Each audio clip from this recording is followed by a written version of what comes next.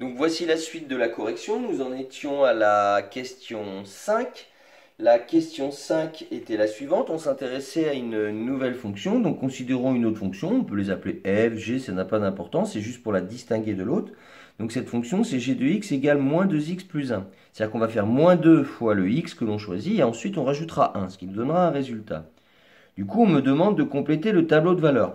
Donc exactement comme pour tout à l'heure, qu'est-ce qu'il faut faire?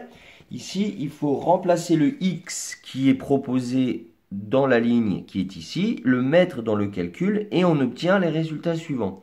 De la même façon que tout à l'heure, je vous laisse arrêter la vidéo et vérifier les calculs. Je vous fais juste un exemple. C'est toujours la même chose. Par exemple, on choisit ici x égale à 2. Qu'est-ce que cela fait? Ça fait y qui est égal à moins 2 fois x, mais comme le x, j'ai dit qu'il valait 2, ben je le remplace directement en sa position par 2, et ensuite je rajoute 1. Et quand vous effectuez le calcul, moins 2 fois 2, ben ça fait moins 4, plus 1, j'obtiens moins 3, d'où l'explication du moins 3 obtenu qui est un y. Donc une fois que vous aviez ce tableau de valeurs, il fallait retourner donc dans le même graphique comme il était indiqué. C'était la question numéro 6, on vous demandait de tracer dans le même graphique la droite obtenue. Donc ben là, à ce stade-là, vous aviez le tableau de valeurs et vous aviez évidemment le graphique que vous aviez réalisé précédemment. Donc je vais me servir de ce tableau de valeurs pour pouvoir placer les différents points pour construire la courbe. Alors voici le tableau de valeurs à l'écran. Je vais placer les points. Que me dit le tableau de valeurs? Le tableau de valeurs me dit que quand x vaut moins 4, y vaut 9. Donc quand x vaut moins 4, on obtient ici un y qui vaut 9. Alors il suffit d'aller rejoindre les deux points. X vaut moins 4 et y est à 9. Ensuite, x vaut moins 3. Donc je pars de x, je vais à moins 3. Et ensuite, y est à 7. Ensuite, on me proposait x égale moins 1. Quand j'ai fait le calcul, j'ai obtenu 3. Donc quand x vaut moins 1, j'obtiens 3. Quand x vaut 0, on me dit que le y vaut 1. Donc quand x vaut 0, le y vaut 1. Ensuite, quand x vaut 1, ça fait moins 1. Donc quand x vaut 1, j'obtiens ici moins 1. Et quand x vaut 2, j'obtiens moins 3. Ensuite, le tableau me dit que quand x vaut 3, j'obtiens moins 5. Bon, à ce stade, on pourrait arrêter. Pourquoi? Parce qu'on a compris ce que va faire la droite. Mais bon, on va placer tous les points du tableau. Ensuite, quand x vaut 5, le y il vaut moins 9. Si ça va un peu vite, eh bien vous pouvez arrêter la vidéo pour pouvoir reprendre les calculs et chercher à voir comment j'ai obtenu les résultats. Où placer les points? Une fois que j'ai placé les points, je vois bien que mes points forment une droite. Donc de la même façon, je vais prendre ma règle pour pouvoir tracer la droite passant par ces points. Et là, vous avez réussi à faire le graphique de la fonction. Cette fonction, on va indiquer son équation à côté, c'est y qui est égal à moins 2x plus 1. Donc voici le graphique obtenu avec les deux droites, ce qui correspond à la question 6. Très bien, donc là on va laisser le repère visible à l'écran pour pouvoir continuer l'exercice et on va passer à la question 7. Donc question 7, quelle était-elle? Je la note. La question 7 consistait à déterminer à l'aide du graphique, les coordonnées du point A, qui est qui ce point A? L'intersection de ces deux droites. Bon, l'intersection de ces deux droites, je pense que tout le monde le repère assez vite, c'est ici. Donc nous avons notre point A qui se situe là.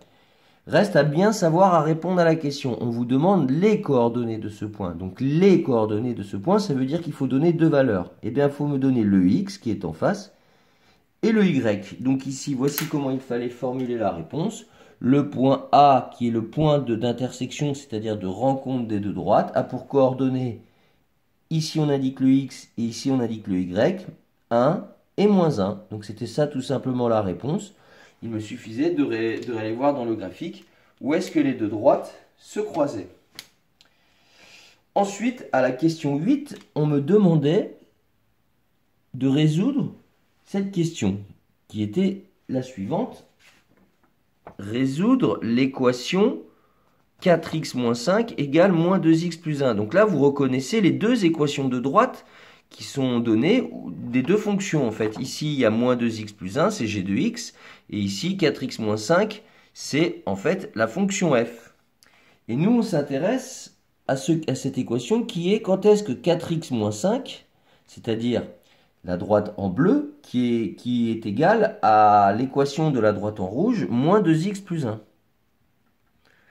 Donc ça, c'est un chapitre qu'on avait bien travaillé en classe. C'est une équation du premier degré. Nous mettions les x avec les x et les nombres avec les nombres. C'est-à-dire que moins 2x va rejoindre le 4x et le moins 5 va passer de l'autre côté pour rejoindre le 1. Donc qu'est-ce que ça donne? Ici, 4x n'a pas bougé.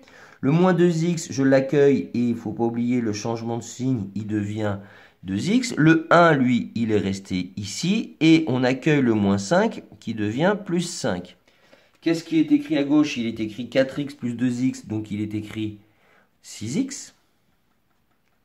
Et à droite, 5 plus 1, 6. Qu'est-ce que j'ai décrit sous les yeux? 6 fois quelque chose. Je vous rappelle qu'entre un nombre et un x, il y a un fois. 6 fois quelque chose égale 6. Bien.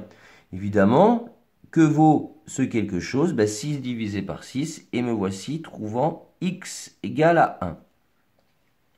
Qu'est-ce que ça signifie? Ça signifie que quand x vaut 1, si je fais ce calcul-là, j'obtiens exactement le même résultat que dans ce calcul-là. Donc vous pourrez vérifier en mettant 1 ici.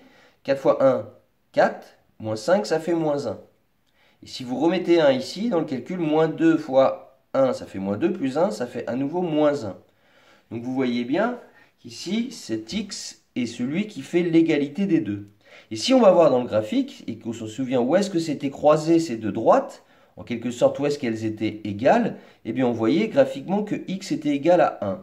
Je voulais vous faire remarquer que vous pouvez trouver l'intersection de deux droites, soit par le graphique, comme on l'a fait à la question 7, soit par le calcul, qui lui nous amènera uniquement le x où les deux droites se rencontrent. C'était l'objectif, pour montrer qu'on n'a pas besoin forcément d'un graphique pour savoir quand est-ce que deux droites, deux courbes se rencontrent.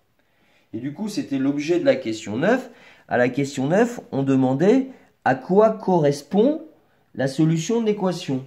C'est-à-dire ici, 9, je vais effacer la question 8, donc on se souvient qu'on avait obtenu x égale 1 à l'équation. Et à la question 9, il m'était demandé à quoi correspond la solution de cette équation. Eh bien, tout simplement, il fallait dire que la solution de cette équation, qui était x égale 1, eh bien, x égale 1, qui est la solution, correspond à l'abscisse, pas au y, parce que le y c'est moins 1, donc correspond à l'abscisse de qui? Eh bien, du point A. Qui est quoi le point A? Du point d'intersection des deux droites. Voilà. Donc j'espère que en reprenant cette petite vidéo, cela vous permettra de bien comprendre le devoir que je vous ai donné. Les fonctions, ce n'est pas si dur. Il suffit de remplacer le x qui vous est donné pour obtenir un y.